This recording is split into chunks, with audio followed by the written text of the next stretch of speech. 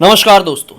Bloody सत के एक और हैरान कर देने वाले बहुत ही ज्यादा खौफनाक से अनोखे एपिसोड में मैं आप लोगों के सामने लेकर आ गया हूं कलकत्ता के एक बहुत ही प्रसिद्ध होटल में घटी हुई सच्ची घटना की ऐसी सच्ची खौफनाक कहानी जो आज आप लोगों के रोंगटे खड़े कर देगी दोस्तों। दरअसल ये घटना पूरी तरह से सच्ची है और आज से लगभग 14 साल पहले एक ब्रांडेड होटल में एक कैबिन क्रू के साथ घटी थी। दरअसल इस घटना में केवल वो लड़की शामिल नहीं थी बल्कि उसके साथ उसकी रूममेट भी शामिल थी जो कि फिर से उसी कंपनी में काम कर रही कैबिन क्रू थी। अब ये कहानी ऊपर ऊपर से सुन के आपको बहुत ज्यादा कंफ्यूज कर रही होगी, इसलिए हम लोग शुरू से शुरुआत करेंगे और कहानी की गोपनीयता को बरकरार रखने के लिए हम लोग इससे जुड़े हुए सारे पात्रों के और जगहों के नाम चेंज कर देंगे। इस होटल का नाम हम लोग रख देते हैं रॉयल होटल। लड़की जिसके साथ ये घटना घटी उसका नाम हम लोग रख देते हैं दिव्या, और दूसरी लड़की जिसके साथ ये घटना दूसरी तरीके से घटी उसका नाम रख देते हैं हम लोग सना। ये लोग कैबिन क्रू थी और एक ऐसी फ्लाइट कंपनी में काम करती थी जिनकी फ्लाइट नेशनली और इंटरनेशनली ट्रैवल करती थी। अब कैबिन क्रू की क्या जिंदगी होती है कि ये लोग फ्लाइट के साथ ही ट्रैवल करती हैं और देश विदेश पूरी दुनिया घूमती है। बेशक इसके साथ काफी सारा उनका काम होता है, लेकिन हम लोग काम के अंदर नहीं जाएंगे क्योंकि हमारी कहानी उनके काम से नहीं उनकी जिंदगी से रिलेट करती है। दरअसल दिव्या और सना अपनी फ्लाइट में सवार होती है और यह फ्लाइट इंटरनेशनली ट्रैवल करने वाली थी। इंटरनेशनल इंडिया के बाहर वो लोग जाते हैं और फिर रिटर्न में उन्हें कोलकाता रुकना था और फिर कोलकाता से उन्हें दूसरी फ्लाइट पकड़नी थी जो कि कोलकाता से मुंबई की होती और फिर मुंबई से दूसरी फ्लाइट पकड़नी थी जो कि मुंबई से दिल्ली की होती। तो ये लोग इंटरनेशनली इंडिया के बाहर गए, रिटर्न में ये लोग कोलकाता में आ गए। अब ऐसा था ना भाई कि जहां पर भी इनकी फ्लाइट आई और हॉल्ट रहता था तो उस पर्टिकुलर सिटी में एक पर्टिकुलर होटल होता था, वहीं पे सारे कैबिन के क्रू और सारे मेंबर्स स्टे करते थे और अगले दिन जब भी फ्लाइट का टाइम होता था अपनी फ्लाइट पकड़ते और दूसरे शहर के लिए निकल जाया करते थे। अब कलकत्ता में भी ये लोग इसी प्रसिद्ध होटल रॉयल में पहुंच गए। इनके सभी मेंबर्स ने चेक इन किया और दिव्या और सना ने भी चेक इन किया। इस वक्त रात के 9:30 बज रहे थे। दरअसल जो दिव्या की जो रूममेट थी वो सना थी, उसकी एक आदत थी कि जब कभी भी वो कहीं पे भी स्टे करती, जब कभी भी वो कहीं पर भी जाती अपनी फ्लाइट से और रात में रुकना होता तो रात में वो शहर में पार्टी करने के लिए जरूर जाती। एक बहुत ही बड़ी पार्टी फ्रीक लड़की थी। ये केवल इंतजार करती थी कि कब मौका मिले और कब वो उस शहर में पार्टी करने के लिए जाए। दिव्या ऐसी नहीं थी।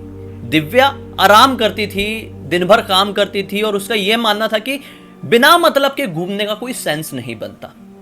अब ये लोग कलकत्ता के उस प्रसिद्ध होटल में चेक इन किए और एक रूम अलॉट हुआ 2 क्रू मेंबर्स को, और ऐसा ही होता है, एक एक रूम 2-2 लोगों को मिलता। अब दिव्या और सना को एक रूम मिला। ये लोग अपने रूम के अंदर एंटर किया। एंटर करते करते रात के 9:45 बज गए। अब ये सना लेट हो रही थी अपनी पार्टी के लिए निकलने से। ये फटाफट चेंज करती है, फ्रेश होती है और पार्टी के लिए निकलने के लिए तैयार हो जाती है लगभग आधे घंटे में। अभी रात के लगभग 10:30 बज चुके थे। दिव्या को नींद आने लगी थी और यहां पर दूसरी तरफ सना पार्टी में जाने के लिए पूरी तरह से तैयार थी। सना निकलने लगती है लेकिन दिव्या उसे रोकते हुए कहती है कि रुक जा, रिटर्न आएगी, मेरी नींद खराब होगी, मैं काफी ज्यादा थकी हुई हूं। एक काम कर, रूम की दूसरी कीज अपने पास रख ले। रिटर्न आएगी तो डायरेक्ट खोल के अंदर जाना, मेरी नींद खराब मत करना, नॉक मत करना, बैल मत बजाना, मैं सो रही हूं, मुझे सोने देना। सना भी कहती है ठीक है, तू फिक्र मत कर, मैं समय पर आ जाऊंगी और तुझे परेशान नहीं करूंगी। ऐसा बोल के वो रात के लगभग 10:30 से 11:45 बजे के बीच अपने होटल रूम से निकल जाती है। ये घूमने के लिए कहां गई थी इसके बारे में दिव्या को कोई भी जानकारी नहीं थी। दिव्या को बहुत ही तेज नींद आई और ये लगभग 11 बजे अपनी रूम की लाइट्स वाइट्स ऑफ करके पूरी तरह से सोने के लिए चली गई ब्लैंकेट ओढ़ के। अब रात के तकरीबन 2:30 बजे दिव्या का रूम नॉक होता है। दिव्या की नींद टूटती है और वो अपने दरवाजे की तरफ बढ़ती है। दरवाजे का जो होल होता है वहां पे आंखें डाल के देखती है कि बाहर कोई है तो नहीं, लेकिन पाती है कि बाहर कोई भी नहीं खड़ा है। अगले ही पल दिव्या को ऐसा लगता है कि शायद ये मेरी नींद की वजह से ऐसा मैंने फील किया। कई बार ऐसा होता है ना कि हम सपने में होते हैं और ऐसा लगता है कि किसी ने दरवाजा खटखटाया और कोई नहीं होता है। ये कई बार हमारा वहम भी होता है। तो दिव्या को लगा कि ये मेरा वहम था। ये वापस से सोने के लिए जाने लगती है कि इस बार प्रॉपरली दरवाजा नॉक होता है, घंटी बजती है। वापस से दिव्या देखती है कि कौन आया हुआ है तो पाती है कि बाहर इसी की रूममेट सना खड़ी हुई है। तुरंत ही दरवाजा खोलती है और तुरंत ही सना से कहती है कि देख, मैंने तुझे मना की थी ना कि दरवाजा नॉक मत करना, बेल मत बजाना, इसलिए तो तेरे पास एक्स्ट्रा की थी।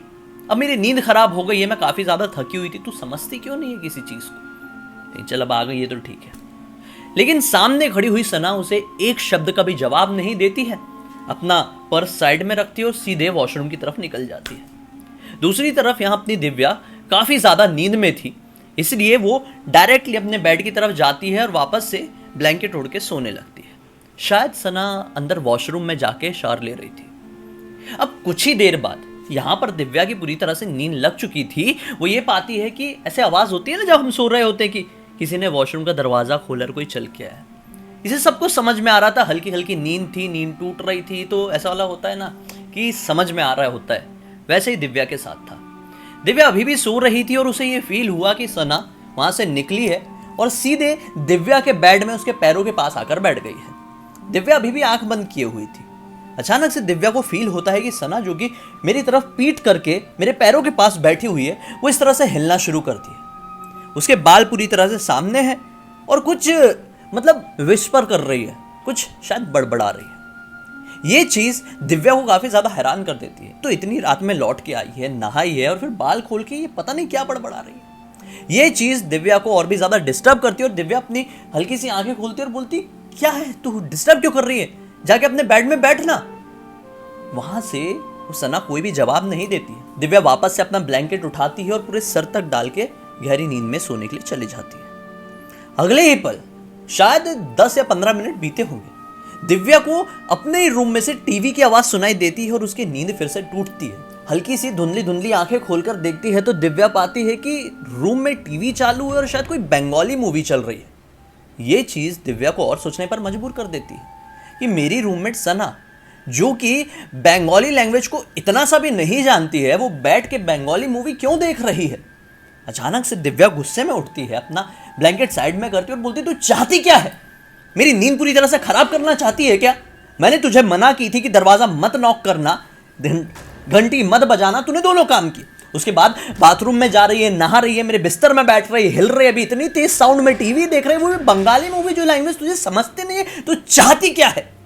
इस बात का जवाब सामने बैठी हुई सना इतना सा भी नहीं देती। ये पूरी तरह से इरिटेट थी। अब बोलती है कि तू रूम से निकल जा, मुझे सोना है। नजर घुमाती है तो पाती है कि रिमोट उसके बाजू में ही रखा हुआ है।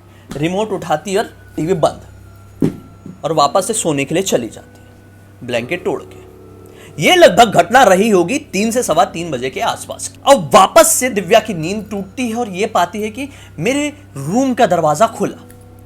ये वापस से अपना ब्लैंकेट हटाए, पूरी तरह से इरिटेट थी और सामने देखी तो क्या पाई कि सना रूम के अंदर एंटर कर रही है। ये खुन्नस में सना को देखती है और बोलती है कि तू चाहती क्या है सना? मैं आराम से सो रही हूं, कभी बाहर जा रही है, कभी नहा रही है, कभी टीवी देख रही है, कभी बेड में बैठ के हिल रही है, क्यों ऐसा कर रही है तू, क्यों? सना बोलती है, कम ऑन, क्या बोल रही है? मैं तो अभी अपने रूम के अंदर आई हूं, मैं तो पार्टी से अभी लौट रही हूं, मैं तो यहाँ पे थी नहीं, मैं तो सिटी साइड में थी और सिटी साइड यहाँ से बहुत दूर था, मैं बार बार क्यों आना जाना करूंगी? दिव्या बोलती है, कमान, तो रात के 2:30 बजे से लौटी हुई है और फिर तू वापस से क्यों गई थी और वापस से क्यों आई है? सना बोलती है, क्या यार, तू सपना देख रही है, छोड़ वो सब। ऐसा बोल के ना अपना पर्स साइड में रखती है और वॉशरूम की तरफ बढ़ जाती है। वॉशरूम का दरवाजा खोलती है और जोर की चीख एक दिव्या को सुनाई देती है। दिव्या घबराई भागती है बाथरूम की तरफ। दरवाजा खोलती है तो क्या पाती है कि सना मुंह में हाथ रख के बिल्कुल शॉक्ड खड़ी है और मिरर की तरफ एक टक लगाए देख रही है। दिव्या भी उसकी नजरों का पीछा करते हुए मिरर की तरफ देखती है तो क्या पाती है, मिरर में बड़े बड़े लाल रंग के अक्षरों से कुछ लिखा हुआ था। ये भी बहुत ज्यादा शॉक हो जाती है, भागते हुए रूम की तरफ आती है और फोन उठाती है और तुरंत ही होटल के स्टाफ को बुलाती है। होटल के स्टाफ भागते भागते उनके रूम में एंटर करते हैं और जैसे ही वो लोग भी वॉशरूम की तरफ लगे हुए उस मिरर में लाल रंग के अक्षरों से लिखे हुए उन चीजों को देखते हैं तो पूरी तरह से हक्के बक्के रह जाते हैं। यहां पर दिव्या और सना को बिल्कुल भी बंगाली लैंग्वेज नहीं आती थी, जैसा मैंने आप लोगों को बताया, लेकिन जो स्टाफ मेंबर्स थे वो वहीं के रहने वाले थे और उनको बंगाली आती थी। उसे देखकर ये लोग आपस में ही बंगाली में कुछ बोलने लगते हैं, जिसे देखकर दिव्या और भी ज्यादा घबरा जाती है कि ये लोग क्या बोलना चाह रहे हैं और ये चीज हमारे रूम में आई कैसे, लिखी कैसे है, खून से लिखी है कि लिपस्टिक से लिखी है कि लाल रंग का पेंट है, कुछ समझ में नहीं आया, लेकिन लाल रंग का था। ये तुरंत ही बोलती है कि अपने ऑन ड्यूटी मैनेजर को बुला के लेके आओ। ऑन ड्यूटी मैनेजर अविनाश यहां पर पहुंचता है। अविनाश भी ये देखता है तो काफी ज्यादा हैरान हो जाता है और अगले ही पल दोनों लड़कियों से कहता है कि मैम, मैं ये चाहूंगा कि आप ये रूम अभी खाली कर दें। ये लोग हैरान कैसे कैसे बोल सकता है यार, सुबह सुबह का वक्त है, हम लोग को रेडी होना है, निकलना है अपनी फ्लाइट के लिए। अविनाश बोलता है कि मैम आप समझने की कोशिश कीजिए, ये जो कुछ लिखा है ये ठीक नहीं है। दिव्या को ये सारी बात कंफ्यूज कर रही थी और हैरान कर रही थी। दिव्या अगले ही पल बोलती, देखिए ये किसने लिखा है मैं बहुत अच्छे से जानना चाहती हूँ, आप एक काम कीजिए, अपने होटल का सीसीटीवी फुटेज मुझे चेक कराइए। ये सुनकर अविनाश कहता है कि मामला तो सीरियस है, सीसीटीवी फुटेज चेक करते हैं। ये लोग सब लोग जाते हैं और सीसीटीवी फुटेज चेक करते हैं। तो क्या पाते हैं, रात के तकरीबन 2:30 बजे दिव्या ने अपने रूम का दरवाजा तो खोली थी, लेकिन रूम के अंदर कोई एंटर नहीं किया था। दिव्या बात करते हुए भी थोड़ा सा दिखी थी कि रूम के अंदर खड़े खड़े कुछ बात कर रही है, लेकिन सामने कोई भी नहीं था। दिव्या दरवाजा बंद कर देती है। उसके बाद 5:30 बजे के आसपास सना रूम के अंदर एंटर करती है। ये सारी चीज देखकर सना और दिव्या पूरी तरह से हैरान थी और दिव्या बार बार रिपीट कर रही थी कि सना तो 2:30 बजे भी आई थी, लेकिन सीसीटीवी फुटेज में कोई भी अंदर आते हुए नहीं दिखा था। केवल दिव्या ही अपने आप दरवाजा खोली थी और अपने आप कुछ कुछ बोली और दरवाजा बंद कर दी थी। ये सारी चीजें देखकर दिव्या और सना पूरी हक्की बक्की रह जाती है कि ये क्या था। अगले ही पल वो बोलती है कि ये क्या लिखा हुआ था हमारे मिरर में। तब जाके अविनाश वो मैनेजर बताता है कि आपके मिरर में लिखा हुआ है कि अभी की अभी इस रूम को खाली करो और वापस बिल्कुल भी मत लौटना। जैसे ये बात दोनों सुनती है बहुत ज्यादा घबरा जाती है। तुरंत ही अपना सामान लेके अपनी दूसरी कैबिन क्रू मेंबर्स जो थी उनके रूम में चली जाती हैं। इन लोग को फटाफट रेडी होना था, अभी दूसरा रूम लेके क्या करते, इनकी फ्लाइट निकलने वाली थी। इस वजह से ये लोग वहाँ से फटाफट रेडी होती हैं। फिर वहाँ से मुंबई और मुंबई से दिल्ली ये लोग पहुँच जाते हैं। दिल्ली में इनका ऑफिस था और ऑफिस में पहुँच के ये लोग सारी बात अपने सीनियर से, अपने जो साथ के सहकर्मी थे उनसे शेयर करती है। बहुत सारे लोग इनकी बातों के ऊपर विश्वास करते हैं और बहुत सारे लोग ऑब्वियसली विश्वास नहीं करते हैं। लेकिन दिल्ली पहुंचते पहुंचते तक इनके साथ एक बदलाव हुआ और बदलाव ये था कि इनको बहुत तेज फीवर आ चुका था। सना को और दिव्या को बहुत तेज फीवर था। सीनियर्स लोग इस बात को समझते और वो दोनों को 1 हफ्ते की पेड लीव दे देते, दोनों छुट्टी में अपने घर। लेकिन ठीक 1 हफ्ते बाद जब ये लोग वापस अपने काम को रिज्यूम करने के लिए पहुंचते हैं तो क्या पाते हैं कि अब कोलकाता जाएंगे तो उस होटल में नहीं रुकेंगे। उस होटल से इन लोगों ने अपनी डील विल जो भी रही होगी भाई वो खत्म कर दी। रीजन ये कि इस होटल के बारे में पहले भी काफी सारी कंप्लेंट्स आई थी। काफी सारे मेंबर जब इस होटल में रुकते थे वो लोग भी अजीब तरह की चीजों को एक्सपीरियंस करते थे, लेकिन इनके सीनियर्स ने इस चीज के ऊपर विश्वास नहीं किया था। लेकिन यह मामला इस बार थोड़ा सा आगे बढ़ गया था। इस वजह से सीनियर्स को एक कदम उठाना पड़ा। सीसीटीवी फुटेज वाली बात कह लो, इस तरह से मिरर में कुछ लिखा हुआ कह लो। सीनियर्स ने शायद उस होटल के साथ अपनी डील कैंसिल कर दी और इनको अब उस रॉयल होटल में नहीं जाना था। अब ये लोग पता करने की कोशिश करते हैं, जो लोग उस एयरलाइंस के साथ पहले से काम कर रहे थे, जो मेंबर्स, उनसे पूछते हैं कि ऐसा क्यों, उस होटल के बारे में क्यों पहले भी कंप्लेंट्स आई है, हमने क्यों ऐसा एक्सपीरियंस किया, आपको कुछ पता होगा ना। तब जाके इनके साथ के सीनियर सहकर्मी बताते हैं कि दरअसल उस होटल में आज से कुछ साल पहले एक एयरलाइंस की एक कैबिन क्रू स्टे की थी और उसने स्टे के दौरान खुद को खत्म कर दी थी। उसके बाद से ही माना जाता है कि वो होटल हॉन्टेड हो चुका था और जो कोई भी उस होटल में रुकता था रात के वक्त बहुत सारे लोगों को अजीबो गरीब तरह की एक्टिविटीज का सामना करना पड़ता था। लेकिन अगर कोई भी उस रूम में रुक जाता था तो उसकी तो समझ लो बैंड बज जाती थी। ये दोनों की किस्मत खराब थी, ये दोनों शायद उसी रूम में रुकी हुई थी, लेकिन इतनी ज्यादा भी खराब नहीं थी। केवल इनको फीवर आया और फिर फीवर कुछ दिन में ठीक भी हो गया। शायद वो कैबिन क्रू, शायद जिसकी वो आत्मा थी, वो ये दोनों को नुकसान नहीं पहुंचाना चाह रही थी।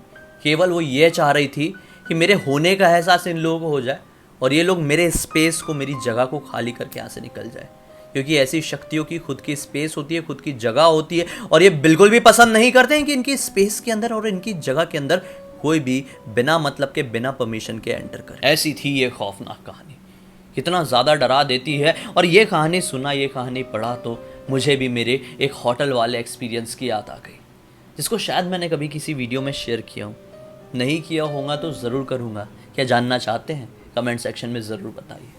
अब तक इस वीडियो को देखे हैं तो लाइक ज़रूर कर देना, चैनल को सब्सक्राइब करके बेल आइकन दबा के ऑल के ऑप्शन में क्लिक करना है, क्योंकि किसी तरह के हैरान कर देने वाले खौफनाक वीडियोस आप लोगों के सामने डेली लेके आते रहता हूँ। इन सबके लिंक इस वीडियो के डिस्क्रिप्शन बॉक्स में मिल जाए, क्लिक करके डायरेक्टली वहाँ पर पहुँच जाना। और इसी तरह की कोई भी कहानी या टॉपिक है तो लिख भेजना, हो सकता है मेरा अगला वीडियो आप लोग की कहानी या टॉपिक के साथ ही बन रहा हूँ। चलिए कल फिर से मिलता हूँ, तब तक के लिए बहुत बहुत धन्यवाद। आप लोग का दिन शुभ हो।